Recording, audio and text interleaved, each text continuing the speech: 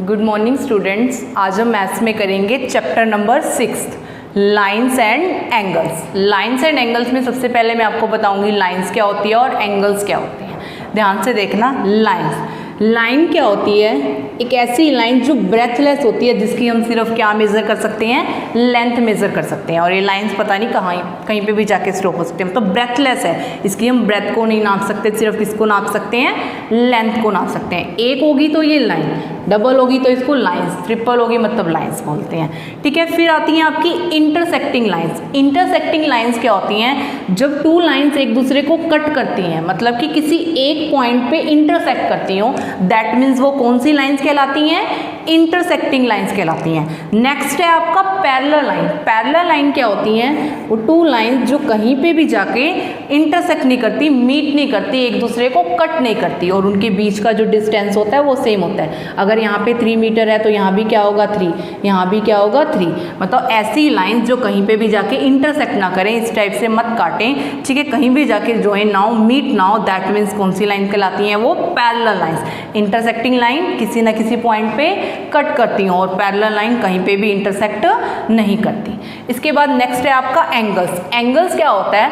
Angle वो होता है कि जो किसी एक पॉइंट से टू रेज या टू लाइंस जब गुजरती हैं, जाती हैं, तो उनके बीच में बनने वाले, उसे हम क्या बोलते हैं? इसे एंगल बोलते हैं। डिजर्व होता है। ठीक है। जब किसी एक पॉइंट से दो रेज गुजरती हैं तो उसके बीच में बनने वाले को हम क्या बोलते हैं? एंगल बोलते हैं। इसके बाद होता है आपका, इसका फर्स्ट है एक्यूट एंगल। किसे बोलते हैं? एक्यूट एंगल वो एंगल होते हैं जो क्या होते हैं? लेस देन 90 डिग्री हो। लेस देन क्या हो? 90 डिग्री। इसके बाद नेक्स्ट है आपका राइट एंगल। राइट एंगल होते हैं equal to 90 degree. Acute angle उन्हें बोलते हैं जिनकी वैल्यू क्या हो? लेस देन 90 डिग्री हो।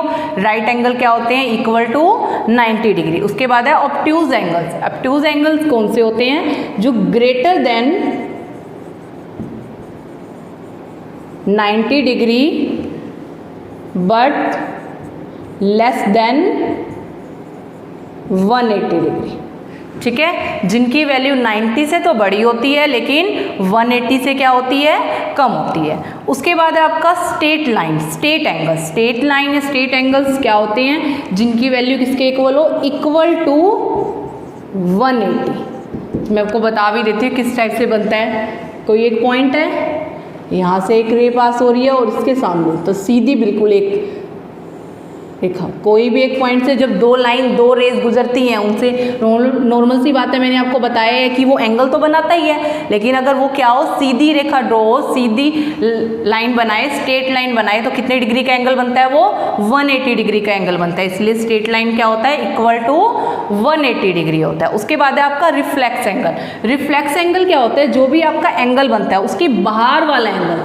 जब भी कोई एक पॉइंट से दो रेज पास करती हैं, उसके अंदर ये जो एंगल होता है, उसके जो बाहर एंगल बनता है दोनों रेज के, इसे बोलते हैं हम रिफ्लेक्स एंगल।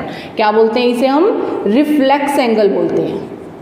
ठीक है। और रिफ्लेक्स एंगल कैसे निकालते हैं? मान लो आपको यहाँ पे कोई x की वैल्यू दे रखी है, कोई भी एंगल x दे रखा है, और आपको बोला जाए इसका रिफ्लेक्स एंगल निकालो, तो आप लोग क्या करोगे? इसे 360 में से माइनस कर दोगे।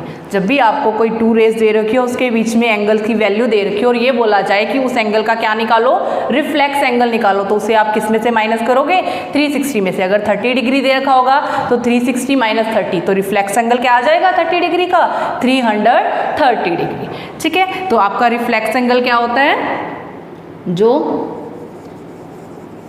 Greater than 180 degree but less than 360 degree. ठीक है। नेक्स्ट है आपका पेयर ऑफ एंगल्स। मतलब जब टू पेयर दिए हों, दो एंगल्स दिए हों, तो वो कौन कौन से होते हैं? फर्स्ट होता है कॉम्प्लीमेंट्री एंगल। कॉम्प्लीमेंट्री एंगल्स क्या होते हैं? जिन टू एंगल्स का सम क्या हो? 90 डिग्री हो। क्या हो? जिन टू एंगल्स का सम 90 डिग्री। मतलब एक मान लिया हमने x है और एक y है, तो इन दोनों का सम क्या हो गया? 90 डिग्री। तो कॉम्प्लीमेंट्री एंगल्स क्या होते हैं? जिन टू एंगल्स का सम कितना दिया हो आपको? 90 डिग्री दिया हो। उसके बाद होते हैं सप्लीमेंट्री एंगल्स। सप्लीमेंट्री एंगल्स कौन से होते हैं? जिन टू एंगल्स का सम कितना दिया हो? 180 डिग्री दिया हो।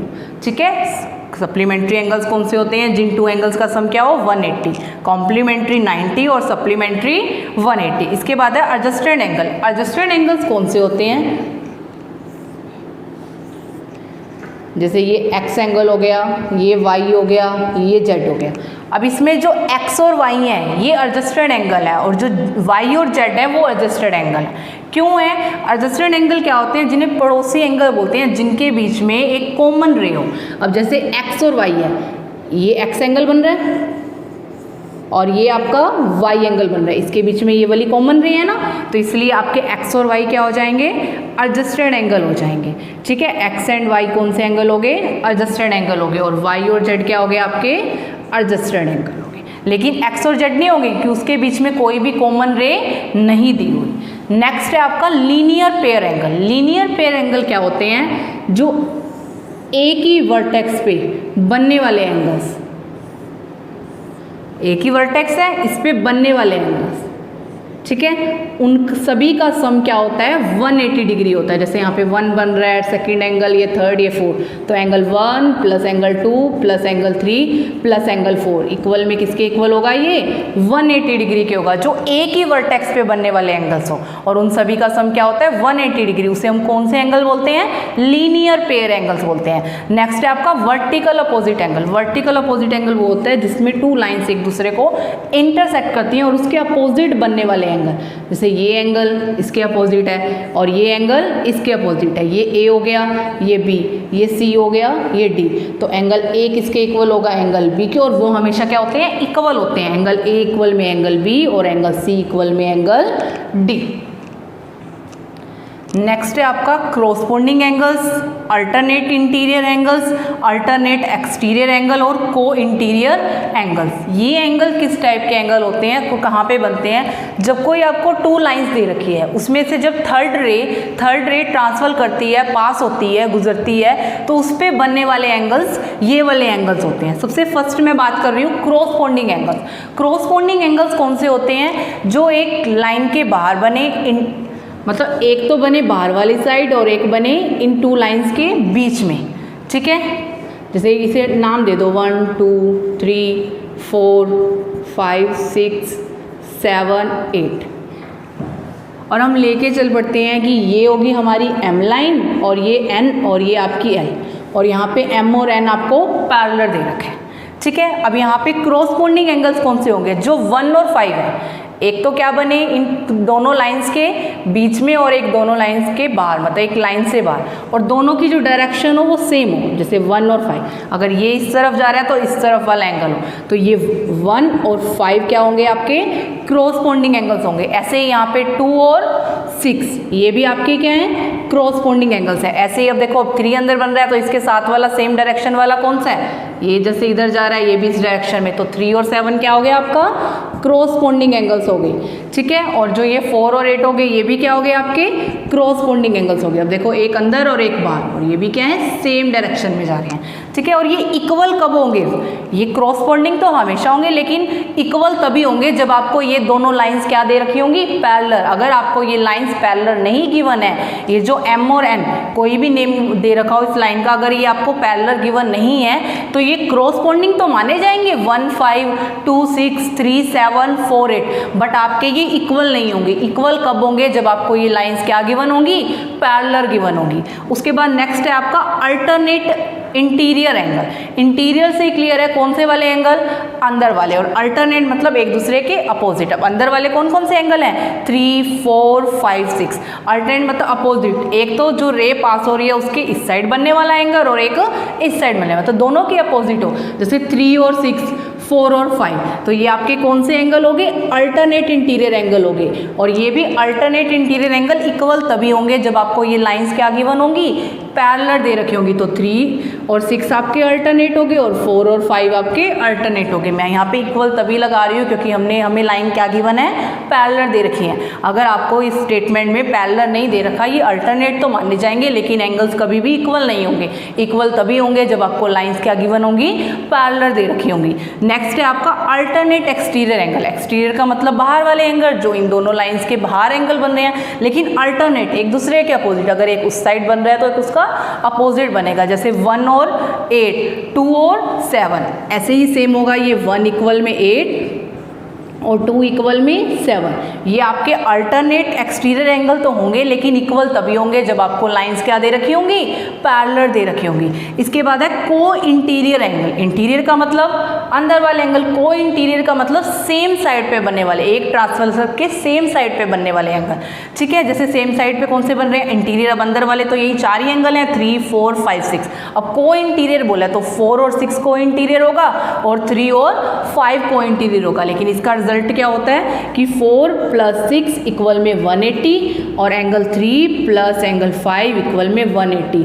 और ये भी, इनका सम भी 180 के इक्वल कब होगा, जब आपको क्या दे रखे होंगे, ये लाइंस पैरेलल दे रखे होंगी। को इंटीरियर तो ये माने जाएंगे एंगल्स, लेकिन आपके ये इनका सम 180 के इक्वल तभी होगा जब आपको क्या गिवन होगा, ये पैरेलल होगा। ठीक है,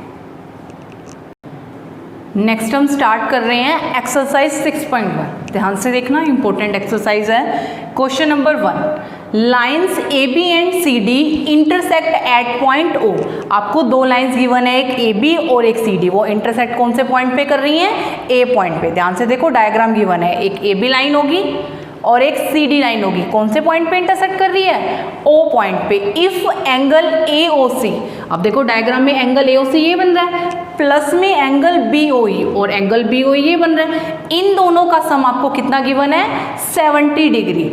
एंड एंगल BOD कौन सा बन रहा है डायग्राम में, BOD, वो आपको कितने डिग्री का दे रखा है, 40 डिग्री का दिया हुआ है। Find the angle BOE and reflex angle COE। हमें कौन कौन सा एंगल निकालना है, एक तो ये BOE फाइंड आउट करना है और एक ये COE, और उसका भी क्या निकालना है, रिफ्लेक्स निकालना है। जब भी आपके इस टाइप के क्वेश्चन आते हैं, सबसे पहले आपको डायग्राम दिया हुआ है, बनाना है। अगर नहीं दिया हुआ तो स्टेटमेंट के अकॉर्डिंग बनाना है। सबसे पहले आप लोग लिखोगे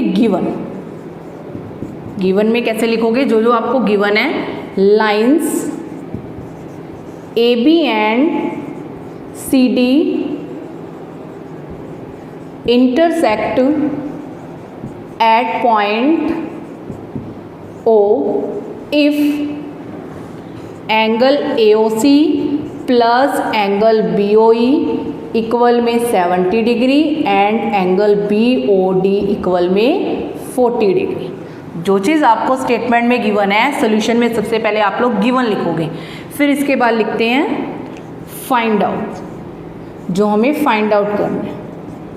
फाइंड आउट क्या करना है, angle BOE and reflex angle COE। ये लिखने का आपको एग्जाम में 1 मार्क्स मिलता है, डायग्राम बनाने का, गिवन लिखने का और फाइंड आउट। ये देखो हमारी स्टेटमेंट से आया है, ये करने का आपको 1 मार्क्स मिलता है। नेक्स्ट है आगे आपका सोल्यूशन। अब जो चीज़ हमें फाइंड आउट करनी है उसे देखिए किस टाइप से निकालेंगे। सबसे पहले हमें निकालना है BOE। अब जो गिवन है उसी से कुछ निकलेगा। अब ये देखो, जो हमें AOC और BOE है उसका सम कितना गिवन है, 70 डिग्री, और हमें क्या निकालना है, BOE। अगर मैं AOC निकाल लूँ और यहाँ पे AOC की वैल्यू पुट कर दूँ तो वहाँ से हमारा क्या आ जाएगा, BOE आ जाएगा। तो सबसे पहले मुझे क्या निकालना पड़ेगा, AOC निकालना होगा। और एक एंगल और गिवन है हमें, BOD। अब ये देखो, जो BOD एंगल है और जो AOC एंगल है, अब ये AB और ये CD लाइन है, ये AB लाइन होगी और ये CD लाइन होगी। कौन से पॉइंट पे इंटरसेक्ट कर रही है, O पॉइंट पे। और जो ये BOD एंगल है ये हमें 40 डिग्री गिवन है, और जो AOC एंगल है ये इसका कौन सा एंगल बन रहा है, जब 2 लाइंस एक दूसरे को इंटरसेक्ट करती हैं, मैंने आपको अभी करवाया, वो कौन से एंगल होते हैं, वर्टिकल अपोजिट एंगल होते हैं, और वो एंगल आपस में क्या होते हैं, इक्वल होते हैं। तो BOD अगर आपको 40 डिग्री दे रखा है तो AOC भी क्या होगा, आपका 40 डिग्री होगा। तो सबसे पहले आप लोग यहाँ पे लिख देना, BOD इक्वल में एंगल AOC ब्रैकेट में, बिकॉज वर्टिकली अपोजिट एंगल्स। ठीक है, जब 2 लाइंस एक दूसरे को इंटरसेक्ट करती हैं तो उसके अपोजिट बनने वाले एंगल्स कौन से होते हैं, वर्टिकल अपोजिट एंगल होते हैं, और वो आपस में क्या होते हैं, इक्वल होते हैं। अब ये दोनों आपस में इक्वल हैं। हमें BOD कितना गिवन है 40 डिग्री, तो एंगल AOC भी क्या हो जाएगा आपका 40 डिग्री हो जाएगा। अब AOC आ गया। अब जो हमें AOC और BOE का सम दे रखा है वो 70 है, वहां पे मैं किसकी वैल्यू पुट कर दूंगी AOC की, तो वहां से किसकी वैल्यू आ जाएगी आपकी BOE की। जो आपको फर्स्ट निकालना था वो एंगल आ जाएगा आपका। सबसे पहले यहाँ पे लिखो angle AOC plus angle BOE equal में 70 डिग्री, और ब्रैकेट में क्या है ये आपको गिवन है, ठीक है। और आपने AOC की वैल्यू निकाली है 40 डिग्री, यहाँ पे पुट कर दें, प्लस में एंगल BOE इक्वल में 70 डिग्री। अब प्लस का 40 इक्वल के वहाँ पे जाके किसका हो जाएगा माइनस का, तो 70 डिग्री माइनस 40 डिग्री, तो एंगल BOE क्या आ गया आपका 30 डिग्री आ गया। फर्स्ट पार्ट आ गया BOE।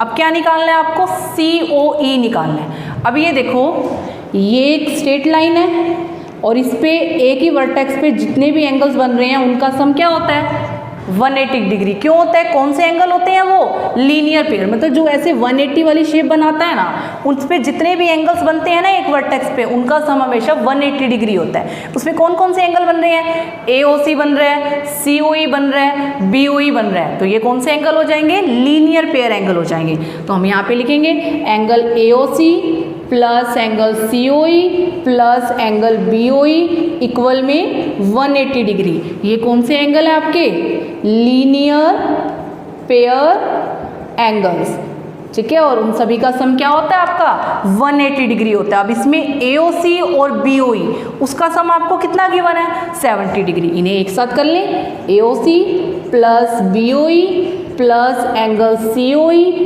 इक्वल में 180 डिग्री। इसकी वैल्यू क्या गिवन है हमें 70 डिग्री, और प्लस में COE इक्वल में 180 डिग्री। अब ये प्लस में 70 वहाँ पे जाके किसका हो जाएगा माइनस का, तो 180 माइनस 70 डिग्री, तो COE क्या आ गया है आपका 110 डिग्री। बट हमें निकालना क्या है COE का रिफ्लेक्स निकालना है। मैंने आपको अभी करवाया था कि किसी भी एंगल का आपको रिफ्लेक्स निकालना हो तो उसे क्या कर दो 360 में से माइनस कर दो, ठीक है। तो रिफ्लेक्स ऑफ एंगल COE, तो 360 माइनस 110 तो कितना आ जाएगा आपका 250। तो क्या क्या निकालना था हमें BOE निकालना था। BOE क्या आ गया आपका 30 डिग्री और COE का रिफ्लेक्स क्या आ गया आपका 250 डिग्री।